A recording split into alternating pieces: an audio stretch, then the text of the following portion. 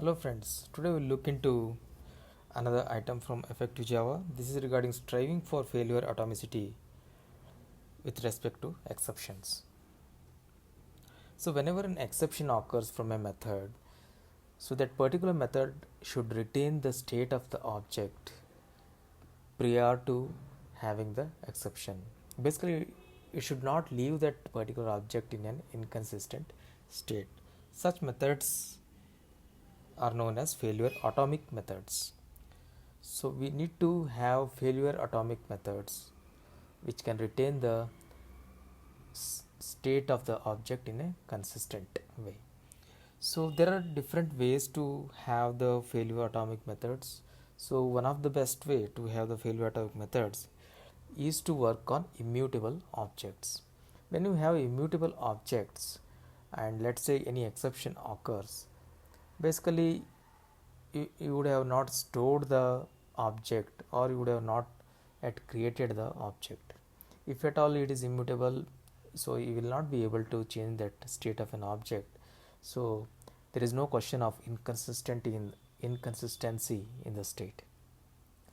So this is one of the best way to have the failure atomic methods. So another way which Josh mentions is to have a check before performing the operation which can change the state. This is particularly applicable to the objects which are mutable, so whose state can be changed. So in those cases we can have a check prior to changing the state of an object. So if that check fails, so we can throw the exception. So to give an example, we can see some of the classes in JDK. Let's say in the stack we have a method pop. So in the pop method, basically this is removing an element from the stack. So in the pop is calling the peek method. So in the peek we are checking for the length. If length is 0, we are throwing an exception, empty stack exception. So let's say, so this part is changing the state. It is removing the element. Before changing this state, we are checking for the length. Let's assume if these two lines were not present, then you would have got the array index out of bound exception here. So because if length is 0 or some negative, so we may get array index of out of bound exception, and because of that the consumer of the API might not get the state of an object which is in a consistent state. That's one issue. And another issue is the exception which will be index out of bound, which will not be relevant to the context of this usage of the API.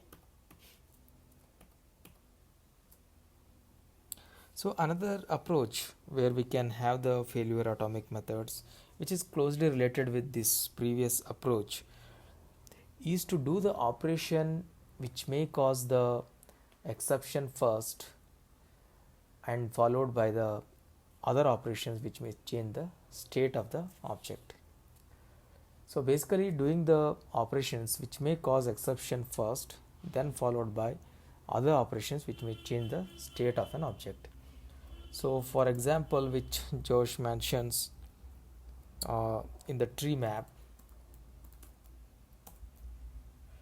So in the tree map we have this put method.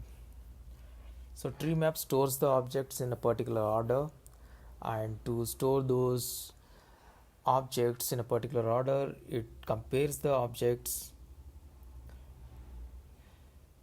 So those objects, the keys needs to be of specific type to be compared. So before doing like setting the values to the tree, so it does the comparison.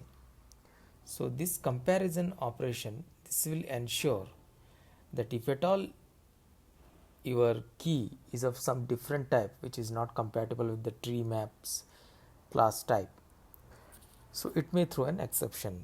So basically before performing any state changes, we are doing a check on the input. So this is another way to have the failure atomic methods. And another way which Josh mentions is to have the recovery code. Recovery code in the sense, let's say all these methods which we are discussing is for all mutable objects. So immutable objects, as we saw as a first approach, that is the best approach. For mutable objects, these are the different approaches. So in this approach, what Josh mentions is about the recovery code. Whenever an exception occurs, so we need to have a logic where we can roll back the operations. So this is basically applicable to data structures which are basically disk based data structures, which is less prevalent in most of the use cases. And final approach which Josh mentions is about the having the temporary copy of an object which we want to change. So if you if you want to operate on an object, rather than operating directly on that particular object, we can have a temporary copy and do some operations over it, and then after the operations are done, we copy the result into the original object. If at all any exception occurs, that will be just changing the temporary object state, so original object will retain its original state. So that is how we will have the failure atomic methods.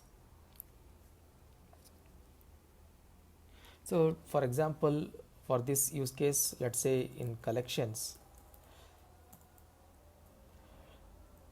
we have the sort method,